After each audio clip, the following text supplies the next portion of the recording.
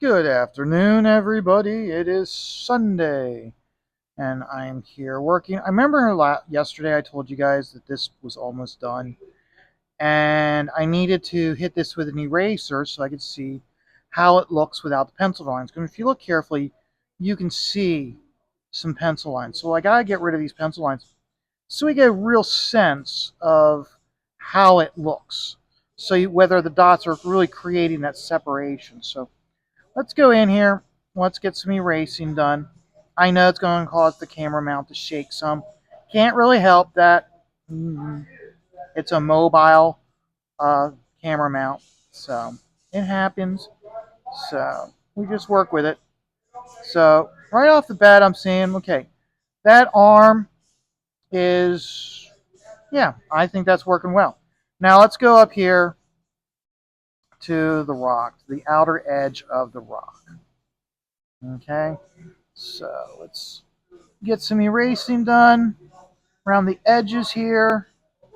Let's see, how is this going to turn out? Okay, this kneaded eraser is not really doing the job. I try to hit it with a kneaded eraser when I'm doing the video because it really shakes when I use the vinyl eraser. So, but I don't know. It looks okay. Let's see. I gotta hit one or two areas with the vinyl, so we're gonna have shake. So, just so you guys are aware. So, why is it shaking? So, let's see here.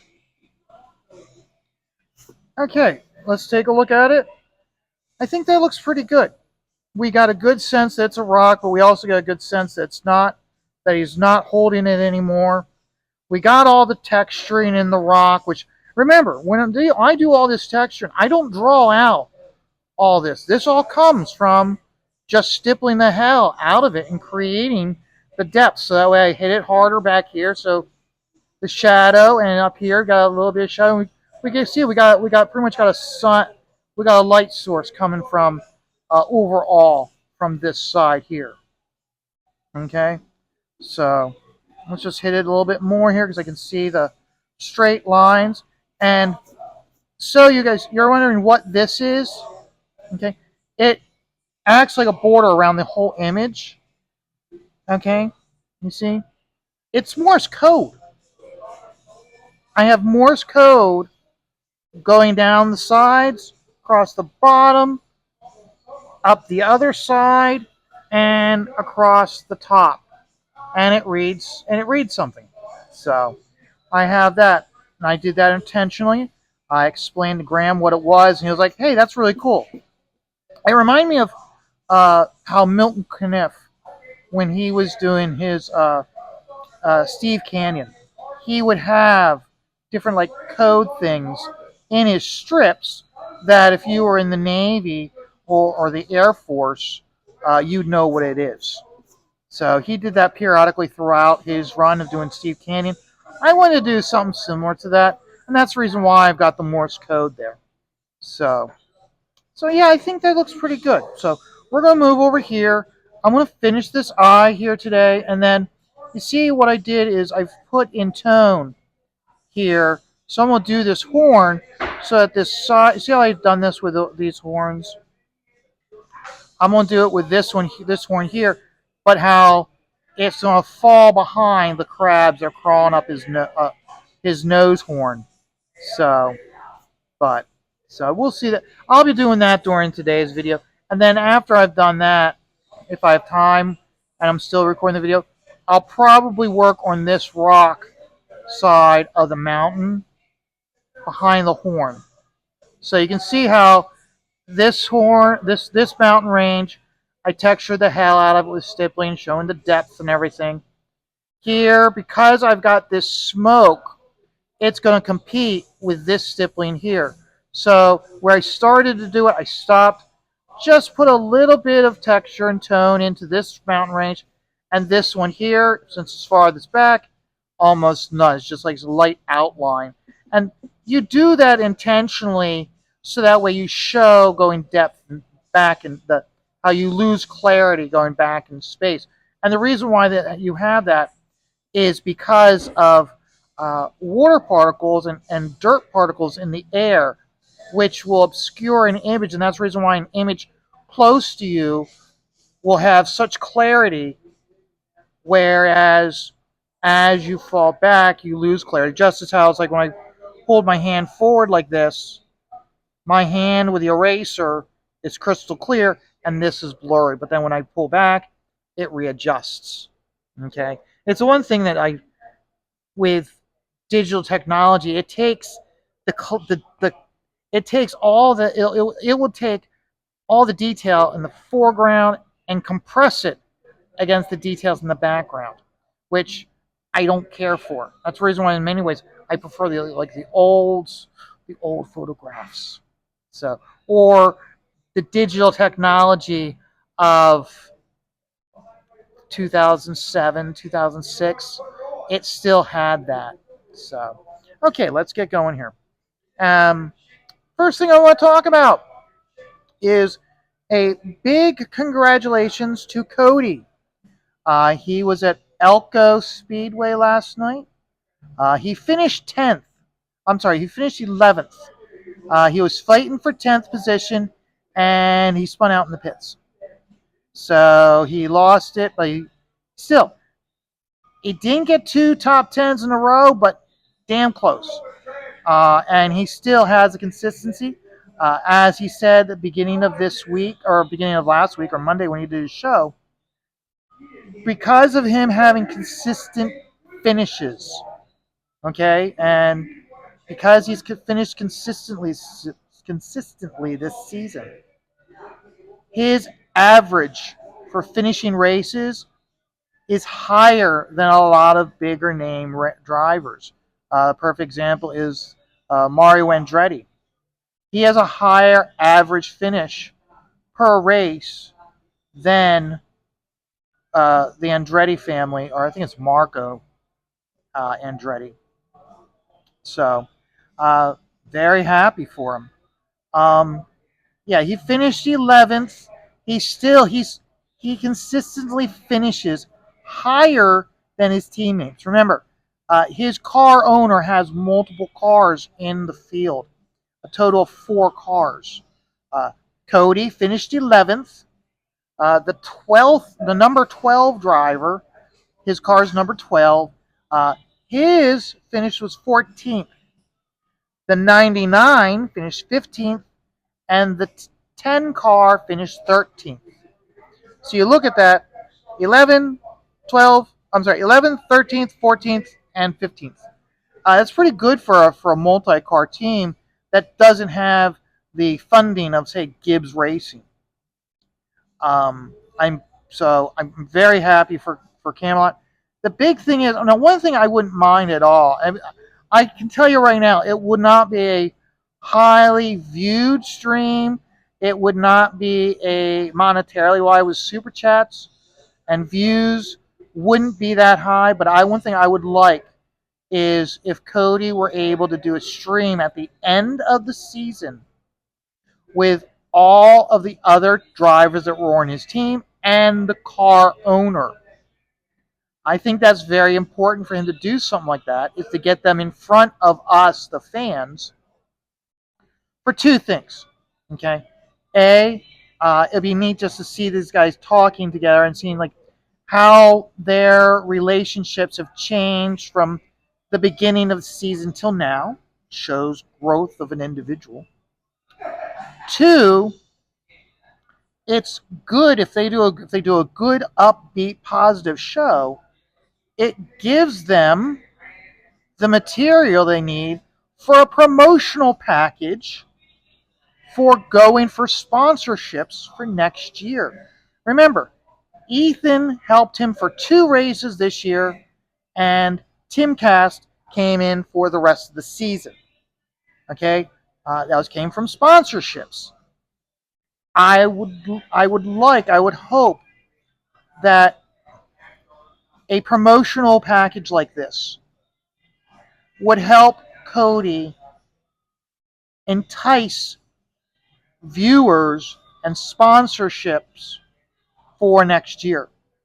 It's sad. I mean, he's doing it all on his own, But he's just trying to get sponsorships for the rest of this season. He's got to start now working or trying to get sponsorship deals for next year for him to race. Remember, he was forking this all on his own. Ethan came in, and anybody who knows, I do have negative things to say about Ethan. Okay, but I applaud Ethan. I thank Ethan for what he did for Camelot at the beginning of the year to get him that sponsorship deal for 2 races, which led to the Timcast sponsorship. I hope that he's able to use that moving forward to be able to procure more sponsorships. I mean, I think about it. He's he knows enough people. I mean, I think possibly could like Friday Night Tights. Could those guys come together to come up with a sponsorship deal for like 2 races for him for next year? Could Cecil with his cash grab 2 come up with the funds for 1 race? All of this would possibly, if he can get sponsorships for 4 races for 2025, it might be what he needs to get a Timcast to sign on for season 2, or someone like Tim to get on board. Because we all know money makes the world go round. Money is what is giving Cody the ability to live his dream. So, I I mean, I'm just kind of spitballing, but I was thinking, I think the first thing is just if he can do something like just do a little tease, do a little predict tease, like, hey, I'm going to try to do something like this, having all the other drivers on a stream at the end of the season. We'll do a special, unique, different podcast, YouTube show that's different from my normal show with these guys.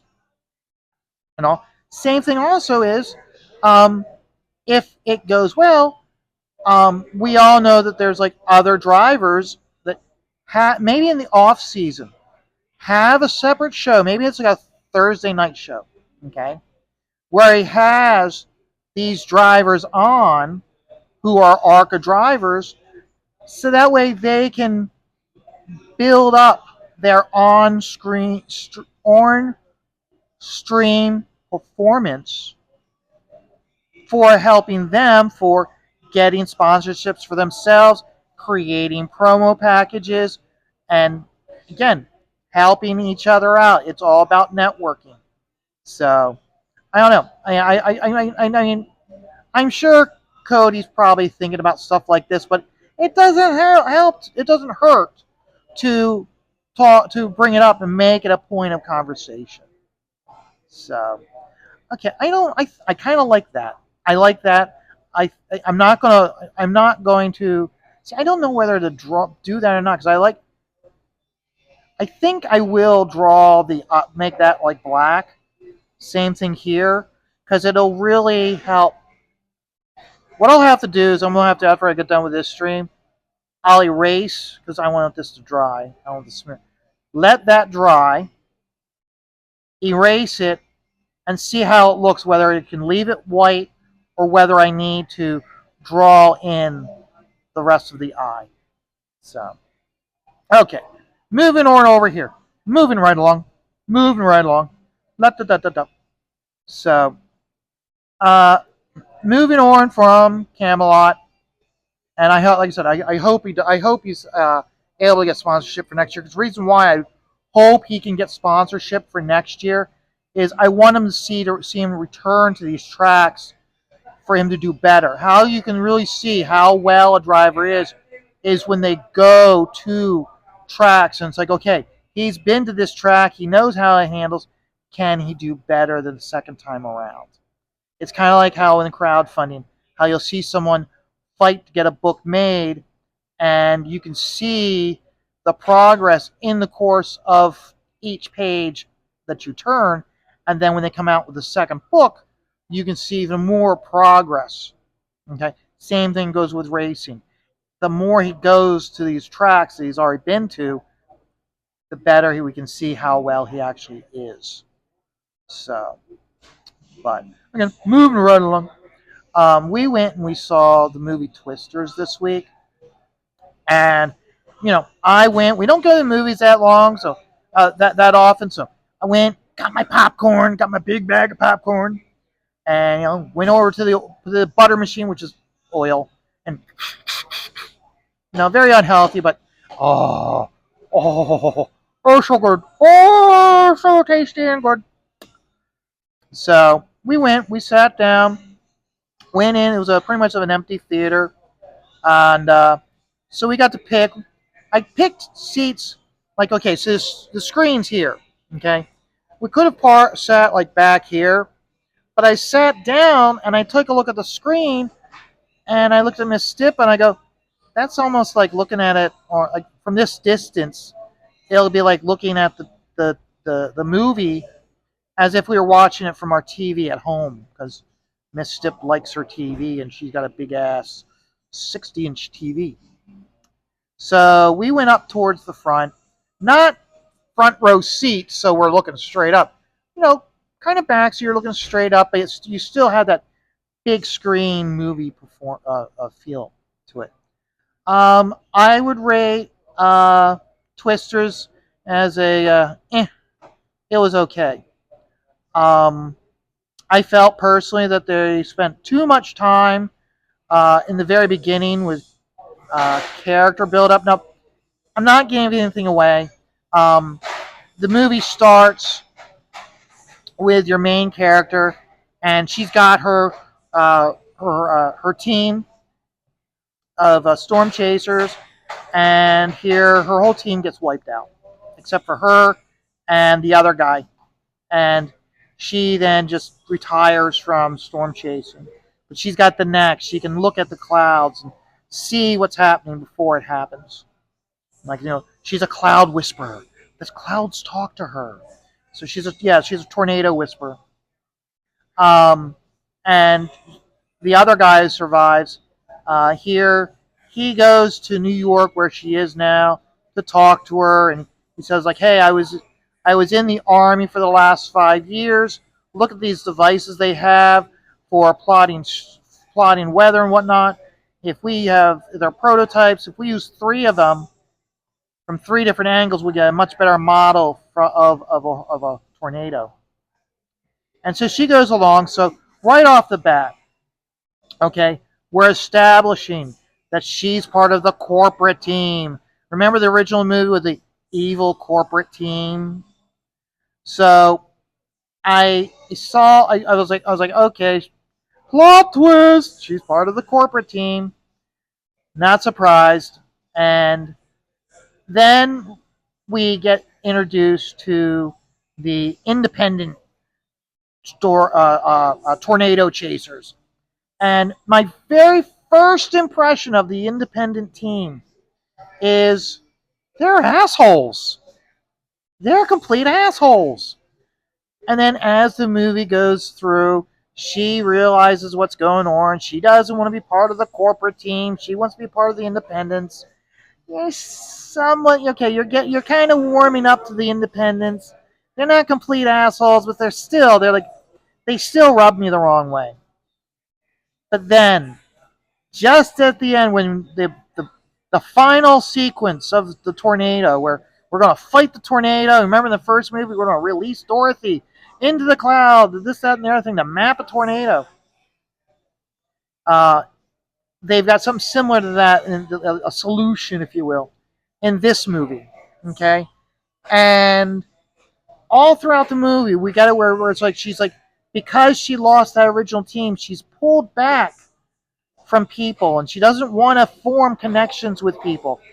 And she starts to form those connections again with the independent team. The team building exercises of them. And what happens? She's an independent woman, don't need no man, and she does it on her own. And I was just like, oh, okay. Okay, yeah, this ain't going on. This is not a movie I'm gonna want to see. This ain't gonna be a movie that I'm like, oh, we gotta subscribe to this service so we can get this movie. It's not gonna be one of those, oh, it's a Black Friday sale for $6.99 or in Blu-ray. No, I'm not gonna be getting this movie. I'm not going. If it's on TV, if I need a background, if I need something in the background to keep me entertained, maybe. But overall, just one of those was like, okay, been there, done that, seen it, move on. It really bothered me. Okay, and the thing is, this isn't even really the criticism. Okay, my primary criticism was two other things. Okay, first was it takes place out in Oklahoma. Okay, so this time they're putting all this country music in. It's all this slow paced, twangy music. And it's not until they roll the credits that you get that dynamic, energetic country music. And I'm like, you're fucking kidding me. This movie would have been so much better if it had intense, electrified country music. No, we're gonna. But Hollywood has no respect for country music, so we'll put the twangy stuff in, the slow twangy stuff in, cause she took my dog and stole my truck. God damn it! Okay, give me the current country music where the guy's talking about getting high and getting laid. Jesus Christ. Then the other primary thing was, okay, so we have our we got our primary girl. Her name is Daisy Edgar Jones. She looks like an Anne Hathaway look-alike. It's like if you and I'm just using this for humor, okay? Okay, if I wanted Anne Hathaway in the movie and I couldn't afford her, I'd go in Timo and I'd get this Daisy girl. That's what it is. That's what it felt like. Okay, nothing against her. Okay, the other thing was is the other guy in it from the original Storm team, who's like part of the corporate team, but then he makes amends, and he now wants to. At the end, he's I'm going to be part of the good guys, the independent team. Um, his character's name was Javi. The actor is Anthony Ramos. Uh, I didn't care for him. I thought his acting was bad, even though he has a semi impressive resume of TV and movies. I just I didn't I didn't think he did a good job. I would say if anything, there were times where it's like one of those where it's like his delivery of lines was so wooden. It's like you could almost like tell he was like reading straight from a teleprompter, like Joe Biden, and wasn't putting anything into the delivery of the lines. So that bothered me. The second was the woman who plays Daisy's mom. Okay, now this everybody in the movie thought maybe that this Daisy girl, that she was the mother of Anne of remember Anne Helen Hunt in the original movie. Everybody thought maybe like we'd be introduced to the mother and that would be the Helen Hunt character, and no, it wasn't. It was a completely different character. As was pointed out in other reviews, they'd already established, I guess the creator, the director, writer, they'd said that no, if they'd had Helen Hunt in the movie, she would have been side by side with her daughter doing this stuff. So that made sense to have a completely different character with her mother. I just didn't care for the mother too much. Um, I think that has more to do with uh, the mother character really didn't have anything to do in the movie.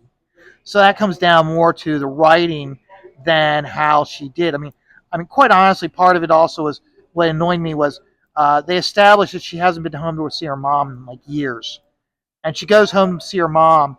And she doesn't wake up her mom. She uses the key that's hidden under the terracotta plant holder and gets into the house. And I'm sorry, your mom lives out in Oklahoma or on a farm, away from everybody. And she goes into the Daisy goes into the kitchen. She's pouring herself a glass of water, and she goes, "It's me, Mama." And out of the shadows comes her mom, and I'm like, "Bull fucking shit." Okay, out in the middle of Oklahoma, out in the sticks, living by yourself. You hear sound coming from the kitchen in the middle of the night. Are you just gonna walk down and say hi? No, you're gonna first thing you're gonna see is a shotgun before you see the mother. You don't see the barrel of the shotgun coming out of the shadows. So again, I was kind of like, ugh, damn Hollywood. So yeah, I'd say like Samantha Ireland, who played the mother. Maybe I'm being too harsh. It's not her fault. It's Hollywood's fault. I mean, it's one of those it's like no brainer. Okay, back in the day, even those most fucking liberal of Hollywood writers would be like, "Well, she's out in Oklahoma. She's definitely gonna be pulling a gun out." So stupid. So, so yeah, I looked at it and I was like, it's an movie. So, but guys, I'm gonna keep working. You guys all have a great day. I know. I'm going on 30 minutes here. I'm sorry. I try to keep it at 15, but I really wanted to talk about both things because if I didn't, I'd forget. If I didn't talk about both things in this video, then what would happen was I'd never do the review of Twister because by by Saturday something else would have happened. I would have had a different subject talked about. So because I have one subject, I've been holding on to it for over a month and a half to talk about in case I didn't have anything to talk about in these videos, and I still haven't talked about it because I've always had something to talk about. So okay, guys, you all have a great day, and remember, please like, please subscribe, share it out, and comment. So until then, remember, life is stressful. Just take it all one dot at a time.